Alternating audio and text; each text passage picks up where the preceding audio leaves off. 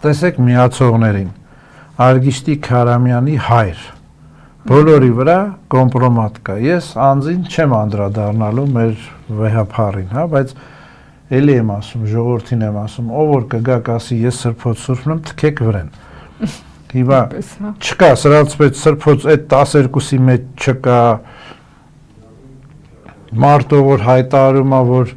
Արգիշտին իր հորեղբոր թե մորեղբոր զավակն է ու հայրանունը իրանն է, այսինքն այդ մարդը աթոռի վրա բոլորի վրա կոմպրոմատ ունի, դրա համար էլ կարողանում է հավաքել իր կողմ, բոլորի վրա։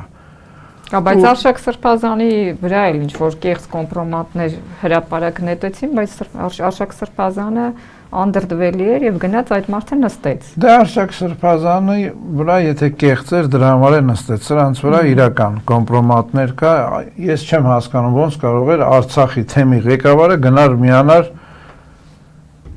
Նիկոլ Փաշինյանին, հələ լավ, ասենք են էլ եմ ասում Արգիշտի հոր կամ նրանց պարզ է, հա, նրանցը պարզ է, ասենք ամեն մեկն էլ մի հատ կին չունեն